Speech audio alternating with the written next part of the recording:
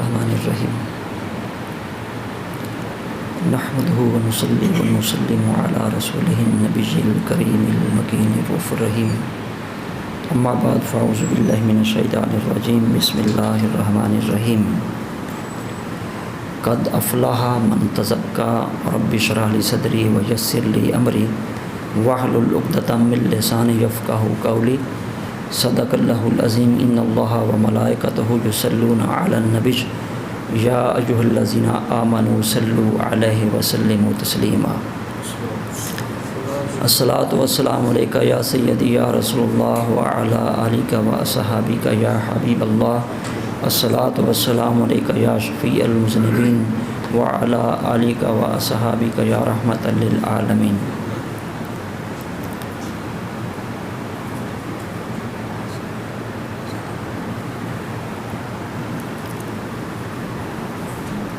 تے تسبیح پھری تے دل نہ پھریا کی کرنا تسبیح پڑھ کے ہو، علم پڑھیا تے ادب نہ سکھیا کی کرنا علم نو پڑھ کے ہو، چلے کٹے تے کچھ نہ ملیا کی کرنا چلیاں وڑ کے ہو، جاگ بنا دودھ جمدے نہ ہی یا حضرت باہو بھاویں لال ہومن کڑ کڑ کے ہو۔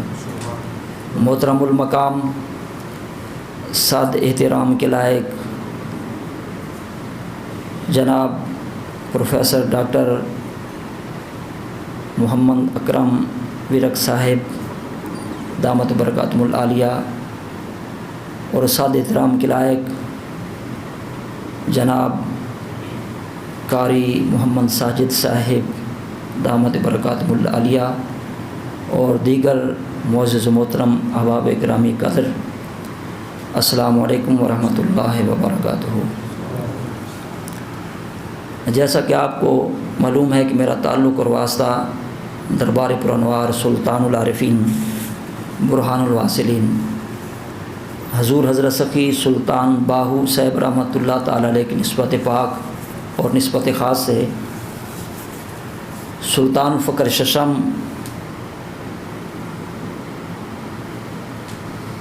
حضور حضرت سخی سلطان محمد اصغر علی صاحب قدس سر العزیز نے جو اصلاحی جماعت و عالمی تنظیم العارفین کا پلیٹ فارم عوام الناس کو عطا فرمایا ہے، جس کی اس وقت سرپرستی شعباز عارفاں حضور جانشین سلطان فقر حضور حضرت سخی سلطان محمد علی صاحب دامت برکاتہم القدسیہ فرما رہے ہیں۔ بندہ نچیز اس اصلاحی جماعت و عالمی تنظیم العارفین کا ایک ادنا سا خادم ہونے کی حیثیت سے آپ کی خدمت میں حاضر ہے۔ آج کے اس جمعۃ المبارک کے موقع پر جو بات آپ سے شیئر کرنا چاہتا ہوں، ہو سکتا ہے کہ میں آپ احباب کے علم میں اضافہ نہ کر پاؤں، لیکن میرا مقصد ہے کہ چند پوائنٹس کی طرف، چند چیزوں کی طرف آپ کی توجہ مبذول کروانا۔ وہ پہلے بھی آپ کو علم ہے ان باتوں کا، یقیناً مجھے یقین ہے کہ آپ کو علم ہوگا، میں صرف آپ کی توجہ اس طرف دلانا چاہتا ہوں۔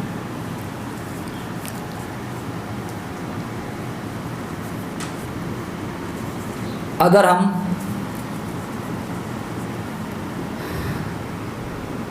تاریخ کا مختصر سا بھی اگر مطالعہ کریں اور ہم بہت پیچھے نہ جائیں، ہم صرف حضور نبی پاک صلی اللہ علیہ وآلہ وسلم کی بعثت سے قبل کے حالات کا اگر جائزہ لیں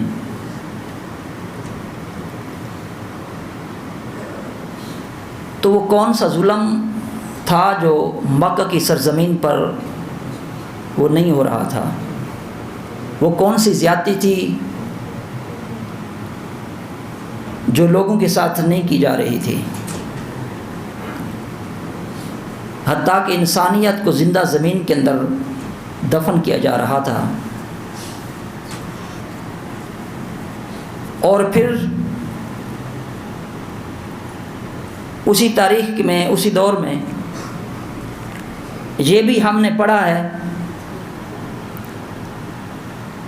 کہ وہی لوگ جو معمولی بات پر کئی عشرے لڑائی اور جھگڑے میں گزر جاتے، ہزاروں کی تعداد میں انسانیت کا قتل عام ہوتا، اب اسی معاشرے کو ہم نے دیکھا بذریعہ بک کے کہ اب وہی معاشرے کے نوجوان ہیں اپنے منہ کا لقمہ نکال کے دوسرے کے منہ میں ڈال رہے ہیں۔ یہ جو تبدیلی ہے، جو انقلاب ہے، اسلام یہ انقلاب چاہتا ہے، اسلام یہ تبدیلی چاہتا ہے۔ اور پھر آپ انہی نوجوانوں کو دیکھیں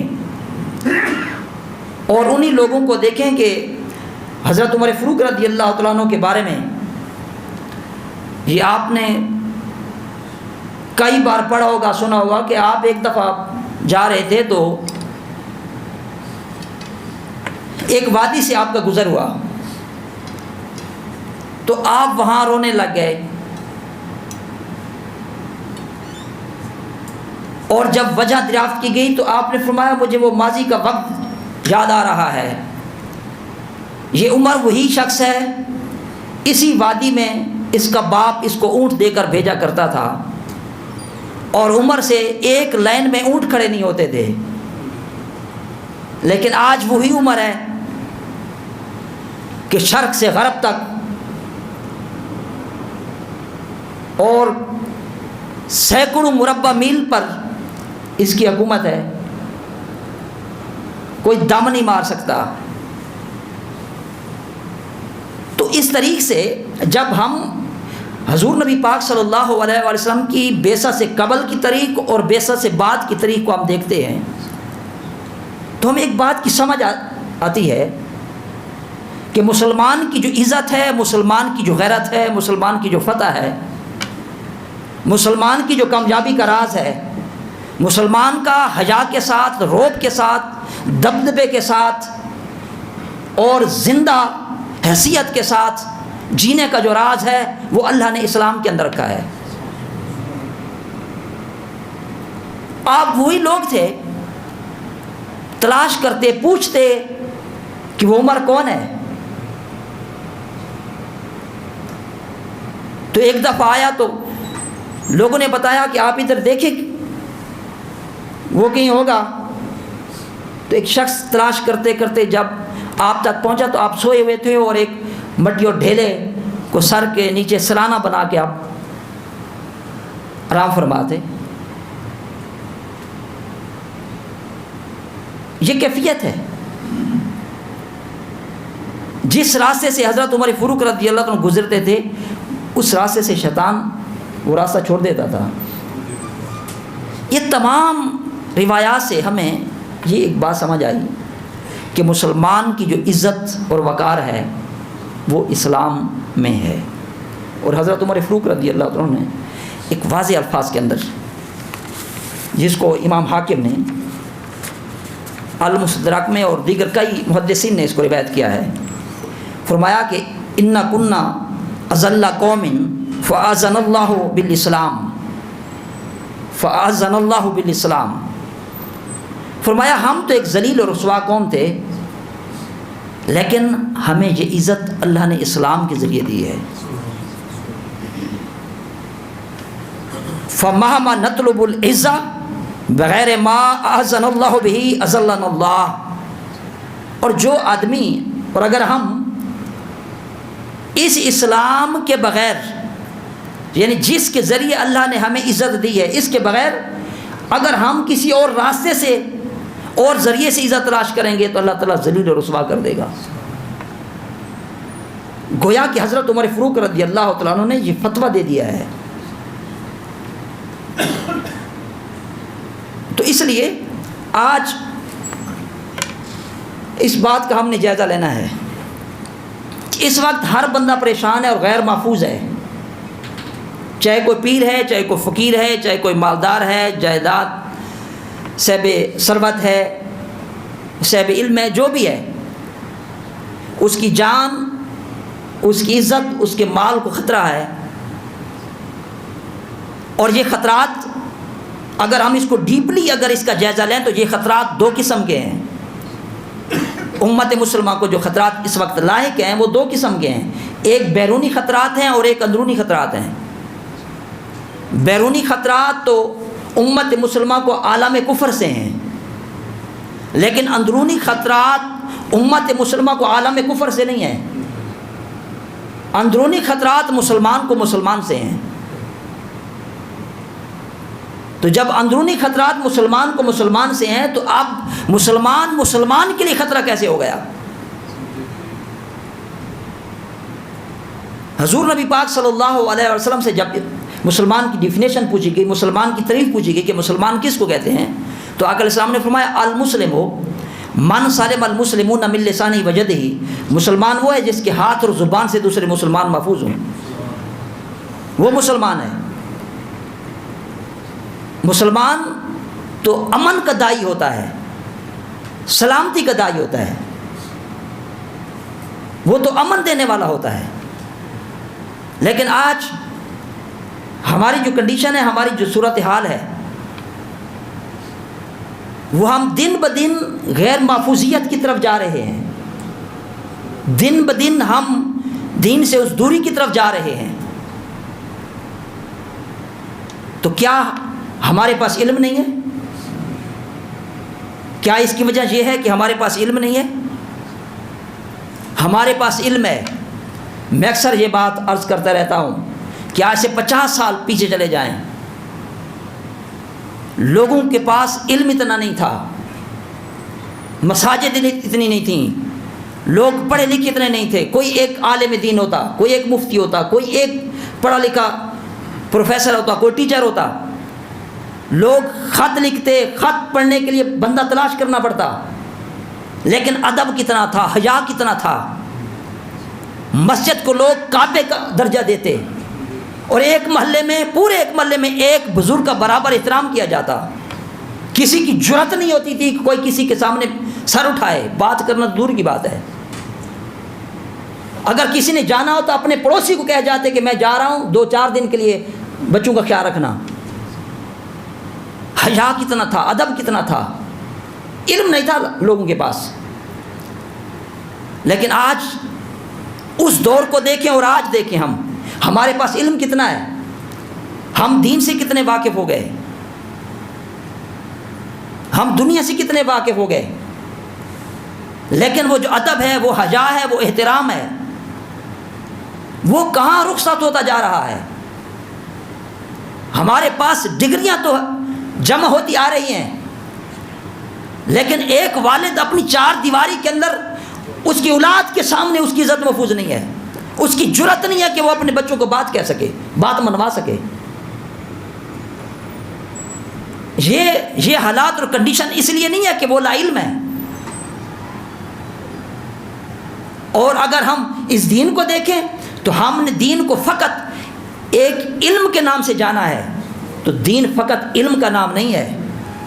اگر دین فقط علم کا نام ہوتا تو دنیا کا کوئی مجھے پڑھا لکھا آدمی اس پہ اپنی رائے دے دے کہ ایک آدمی وضو سے متعلق آیات اور حدیث حفظ کر لیتا ہے، یاد کر لیتا ہے، لیکن وضو نہیں کرتا۔ ایک آدمی نماز سے متعلق آیات اور حدیث اور مسائل فقہ یاد کر لیتا ہے، لیکن نماز پڑھتا نہیں ہے۔ ایک آدمی زکوٰۃ کی ممانعت سے متعلق آیات اور حدیث حفظ کر لیتا ہے، مسائل فقہ بھی کر لیتا ہے یاد، لیکن وہ زکوٰۃ دیتا نہیں ہے۔ ایک آدمی جھوٹ کی ممانعت سے متعلق آیات اور حدیث یاد کر لیتا ہے، لیکن وہ جھوٹ بولنے سے باز نہیں آتا۔ ایک آدمی روزے کی فضیلت سے متعلق آیات اور حدیث یاد کر لیتا ہے لیکن روزہ رکھتا نہیں ہے. ایک آدمی سود خوری کی ممانعت سے متعلق آیات اور حدیث یاد کر لیتا ہے لیکن سود خوری سے باز نہیں آتا.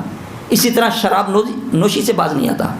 تو کیا دنیا کا کوئی صاحب علم آدمی یہ اپنی رائے دے گا کہ وہ آدمی اسلام کے مطابق کامیاب زندگی گزار رہا ہے؟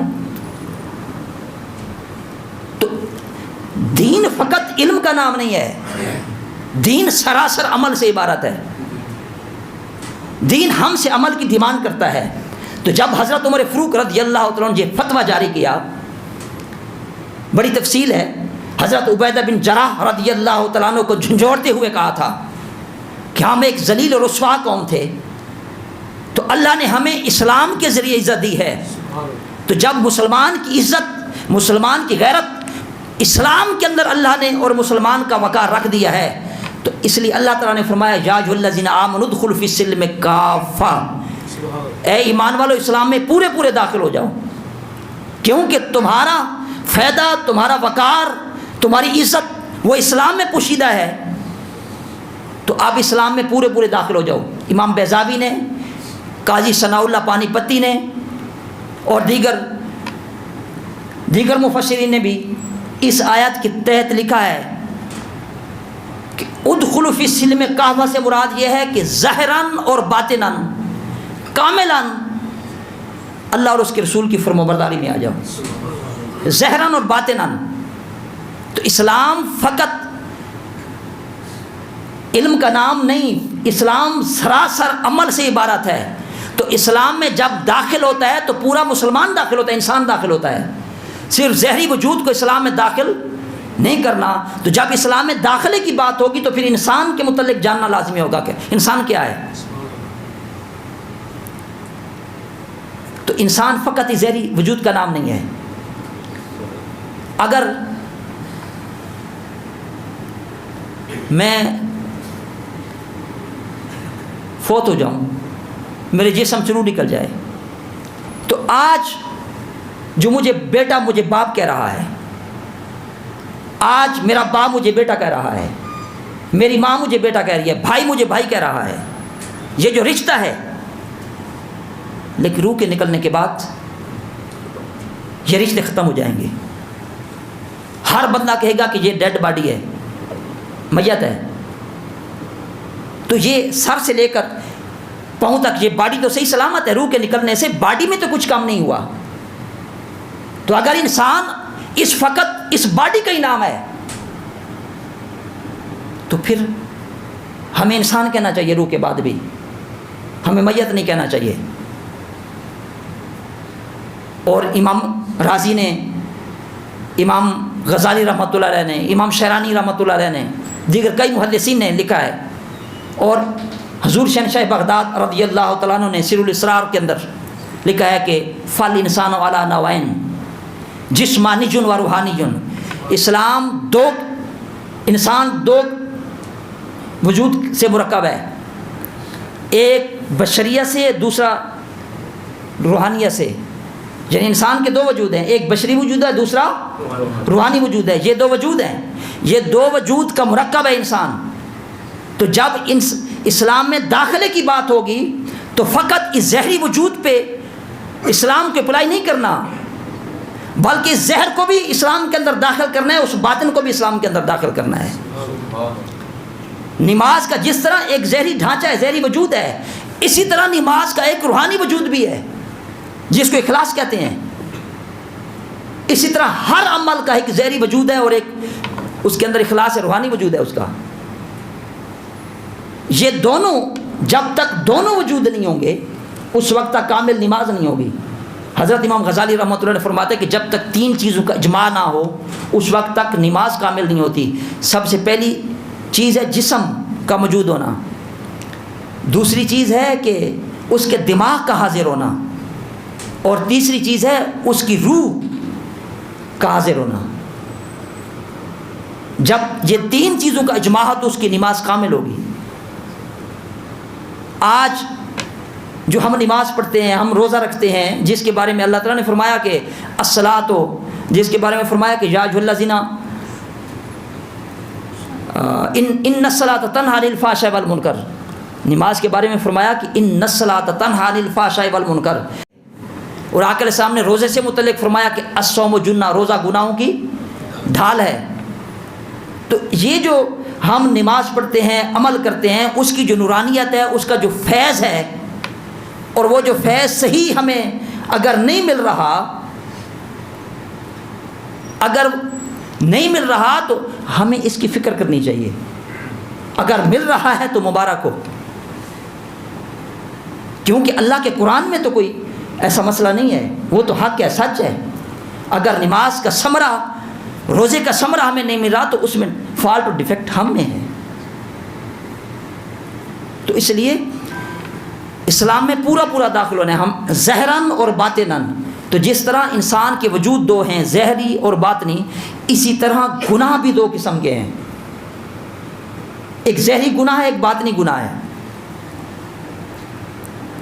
اللہ تعالیٰ فرماتا ہے کہ وَاذَرُوا ظَاهِرَ الْإِثْمِ وَبَاطِنَهُ، ظاہری گناہوں کو بھی چھوڑو اور پوشیدہ باطنی گناہوں کو بھی چھوڑو۔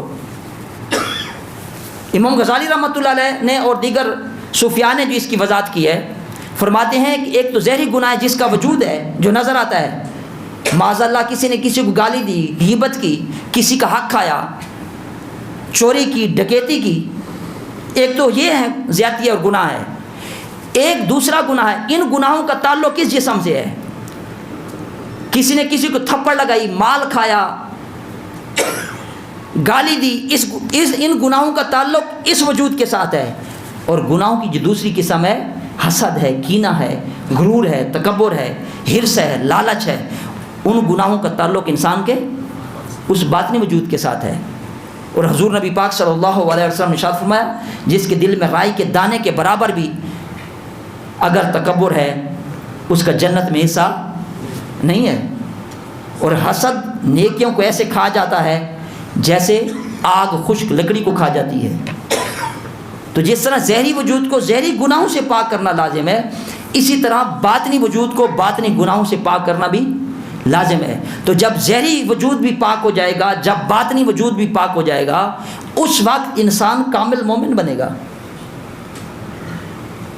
کیونکہ اگر دل میں حسد ہے، غرور ہے، تکبر ہے، لالچ ہے، دوسرے کے خلاف سوچتا ہے، نیت میں فتور ہے، تو ظاہری اگر وہ کتنا بھی عمل کر رہا ہے، ظاہری عمل کا وہ نتیجہ اسے صحیح معنوں میں نہیں میسر ہوگا۔ تو اس لیے اسلام میں پورے داخلے سے مراد یہ ہوگی کہ ظاہری طور پہ بھی ہم اسلام کو اپنے وجود پہ نافذ کریں، اور باطنی طور پہ بھی ہم اسلام کو اپنے وجود سے پر نافذ کریں، فکری طور پہ بھی اور ذہنی طور پہ بھی اسلام کو ہم اپنے وجود پہ نافذ کریں، اپنی فکر کو اسلام کے تابع کریں، اپنی سوچ کو اسلام کے تابع کریں، اپنے خیالات کو اسلام کے تابع کریں۔ تو تب یہ اسلام کا نور ہمارے دل اور دماغ کے اندر اور ہمارے وجود کے اندر اس کی تاثیر ہوگی اور اس کے اثرات ظاہر ہوں گے۔ اور اگر یہاں پہ میں ایک اور بات کی طرف آپ کی توجہ دوں کہ جب روح ہے تو یہ رشتے ہیں، روح ختم ہے تو رشتے، یہاں سے اللہ تعالیٰ نے ہمیں سمجھایا ہے بات، اپنے وجود میں غور و فکر کرنے سے یہ بات ثابت ہوتی ہے، پتہ چلتا ہے کہ آج ہمارے جو رشتے ختم ہو رہے ہیں، ہمارا فیملی سسٹم اور معاشرتی یہ جو سسٹم ختم ہوتا جا رہا ہے، کمزور ہوتا جا رہا ہے، تو یہاں سے ہمیں سمجھایا گیا ہے کہ رشتہ داری، فیملی سسٹم اور معاشرت جو ہے یہ روحانیت سے قائم ہوتی ہے۔ روحانیت ہے تو رشتے قائم ہیں، اور جب روحانیت سے آدمی ختم ہو گیا تو پھر تو مادیت آ گئی، تو مادیت کی بنیاد پر رشتہ قائم نہیں ہوتا۔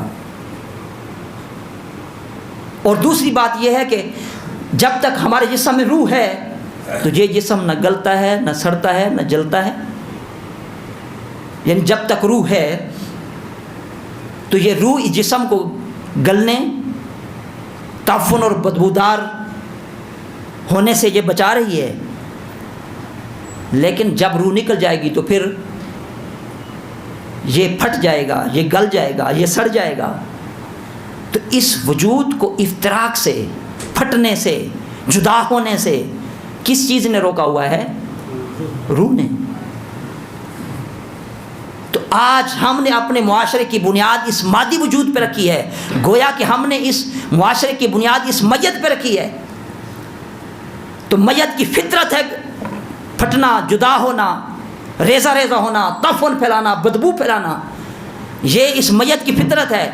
تو جس میت کی بنیاد پہ اٹھنے والا معاشرہ جو قائم ہوگا، اس معاشرے میں تفن نہیں ہوگا، اس میں بدبو نہیں ہوگی. اس لیے معاشرت، اپنے معاشرے کی بنیاد ہمیں روحانی بیس پہ رکھنی چاہیے. اور جو معاشرہ روحانی بنیاد پہ وجود میں آئے گا، اس میں ہمدردی ہوگی، رحم ہوگا، ترس ہوگا، غمخواری ہوگی. ایک دوسرے کے دکھ درد میں آدمی شریک ہوگا، دوسرے پر رحم اور ترس آئے گا. اور جب روحانیت آدمی کے وجود سے ختم ہوتی ہے تو اس کی حالت اور کنڈیشن کیا ہوتی ہے، میں 2-4 باتیں عرض کر کے اجازت چاہوں گا. جب روح جسم سے نکلتی ہے، یعنی ختم ہوتی ہے، روحانیت ختم ہوتی ہے، مادیت آتی ہے، اس کے اعمال نتائج دینا چھوڑ دیتے ہیں. ایک بات. دوسری بات کہ جب باطن ویران ہو گیا تو وہ آدمی دوسرے کے لیے خطرہ ثابت ہو گیا، اعتماد ختم ہو گیا، اخلاص ختم ہو گیا. میں اکثر یہ بات کہتا ہوں کہ ہمارے علاقے میں، ہمارے محلوں میں کتنے سال سے مساجد ہیں، 80 سال سے، 100 سال سے مساجد ہیں. لیکن ایک مسجد سے جو متعلقہ لوگ ہیں وہ 100-150 گھر ہے، پھر 100-150 گھر کے بعد ایک اور مسجد ہے. تو ہم 70 سال سے، 80 سال سے ہر 7ویں دن خطاب سنتے آ رہے ہیں. اور 80 سال کے بعد 3-4 نسلیں پیدا ہوئی، جوان ہوئی اور بڑھاپے کو جا رہی ہیں. یعنی 100-150 گھر کے محلے میں نے 80 سال اسلام کے اوپر گزار دیے، 60 سال میں نے اسلام کے اوپر گزار دیے. لیکن 80 سال کے بعد جس کو 3-4 نسلوں کو میں ہر 7ویں دن خطاب کر رہا ہوں، اس مسجد میں اگر آج بھی میں جاتا ہوں، دروازے پر میرے ہاتھ میں سامان ہے، جوتا ہے، میں پریشان ہو جاتا ہوں. میں مسجد میں ایک محفوظ جگہ تلاش کر رہا ہوتا ہوں کہ میں کہاں رکھوں اس کو. اور مجھے خطرہ ان لوگوں سے نہیں ہے جو بیر ہیں، مجھے خطرہ اور خیف میں ان لوگوں سے ہوں جو بابوز و صفوں میں بیٹھے ہیں. کیا میں نے 70 سال اسلام کے اوپر ایک محلے میں رہ کر میں نے اپنے 100-150 گھر میں اسلامی یہی قاعدہ پیدا کیا ہے کہ لوگ میرے اوپر اعتماد ہی نہیں کرتے؟ میں بیٹھتا ہوں، میں اپنا جیب سنبھالتا رہتا ہوں. تو جب کنڈیشن یہ ہو جائے، یہ صورتحال اس وقت پیدا ہوتی ہے جب اندر سے باطن ویران ہو جاتا ہے. اور جب باطن ویران ہو جائے، اعتماد ختم ہو جاتا ہے. اور جب اعتماد ختم ہو جائے، اس جماعت کی مضبوطی ختم ہو جاتی ہے، اس جماعت کا تحریک کا استحکام ختم ہو جاتا ہے. مسلمان قوم ایک تحریک ہے، مسلمان قوم ایک جماعت ہے. کفر کے خلاف، کفر کے مقابلے میں، عالم کفر کے مقابلے میں مسلمان قوم ایک تحریک اور ایک جماعت کا نام ہے. تو ہمارا مقابلہ عالم کفر سے ہے. تو عالم کفر سے ٹکر لینے کے لیے اتحاد کا ہونا ضروری ہے. اور اتحاد اخلاص سے آتا ہے، اور اخلاص اس باطن کی آبادی سے آتا ہے. تو مغرب نے یہ چال چلی ہے.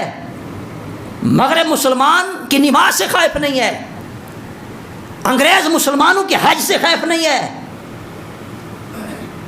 انگریز مسلمانوں کی صرف اس بات سے خائف ہے کہ اس کے باطن کو ویران کر دو. اقبال نے کہا تھا کہ دل مردہ دل نہیں ہے، اسے زندہ کر دوبارہ، کہ یہی ہے امتوں کے مرض کہن کا چارہ. کہ جب دل مرتا ہے تو قومیں مر جاتی ہیں. اور قوموں کی حیات دل کی زندگی سے ہوتی ہے. اور حضور نبی پاک صلی اللہ علیہ وسلم نے صحیح بخاری کے اندر، امام بخاری نے صحیح بخاری کے اندر، امام مسلم نے صحیح مسلم میں، دیگر کئی محدثین نے اس کو روایت کیا کہ حضور نبی پاک صلی اللہ علیہ وسلم نے ارشاد فرمایا. صحابہ کرام بیٹھے تھے، حضرت نعمان بن بشیر رضی اللہ عنہ سے روایت ہے. آقا کے سامنے فرمایا الا ان فی الجسد مضغہ، فرمایا خبردار سنو تمہارے وجود میں گوشت کا لوتھڑا ہے. اذا صلحت صلح الجسد كله واذا فسدت فسد الجسد كله، فرمایا اگر وہ گوشت کا لوتھڑا ٹھیک ہے تو سارے کا سارا جسم ٹھیک ہے. آج ہم معاشرے کی نقائص بیان کرتے ہیں کہ معاشرہ خراب ہے. معاشرہ ہماری تصویر ہے، ہماری شکل ہے، ہمارا سایہ ہے. لوگوں کے اکٹھے رہنے سے جو ماحول پیدا ہوتا ہے اس کو معاشرے کا نام دیا جاتا ہے. لوگ اچھے ہیں تو ماحول اچھا ہوگا، اس کو اچھے معاشرے کا نام ڈکلیئر کریں گے. اگر لوگ برے ہیں تو ان کا ماحول برا ہوگا، ہم اس کو برے معاشرے کا نام دیں گے. تو معاشرہ ہماری تصویر ہے، ہمارا سایہ ہے. ہم سیدھے ہیں ہمارا سایہ سیدھا ہوگا، ٹیڑھے ہیں ٹیڑھا ہوگا. تو اس پورے معاشرے کی اکائی انسان ہے. اس لیے اقبال نے کہا ہر فرد ہے ملت کے مقدر کا ستارہ.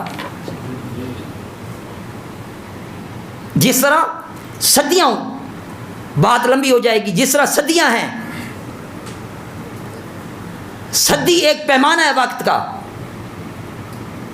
اور اگر آپ صدی کو روکنا چاہتے ہیں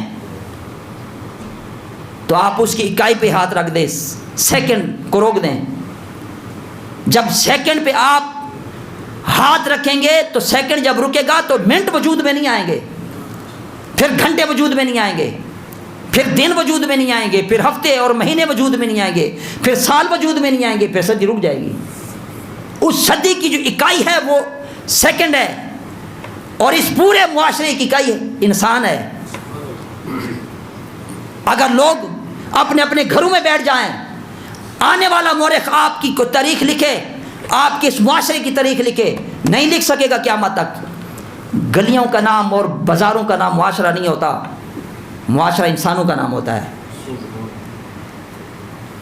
تو آقا علیہ السلام نے فرمایا کہ خبردار تمہارے وجود میں گوشت کا لوتھڑا ہے، اگر وہ ٹھیک ہے تو پھر سارا وجود ٹھیک ہے، پھر تمہارے ہاتھ ٹھیک ہیں، یہ ظالم نہیں بن سکتے، پھر تمہاری پھر زبان ٹھیک ہے، پھر یہ فساد کا سبب نہیں بن سکتی، پھر تمہاری آنکھیں ٹھیک ہیں، تمہارے کان ٹھیک ہے، تمہارا دماغ ٹھیک ہے، تمہارے پاؤں ٹھیک ہے، تمہارا پورا وجود ٹھیک ہے.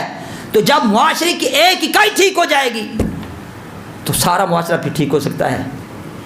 تو آقا علیہ السلام نے فرمایا اذا فسدت فسد الجسد كله، اور اگر وہ گوشت کا لوتھڑا خراب ہے تو سارے کا سارا وجود خراب ہے.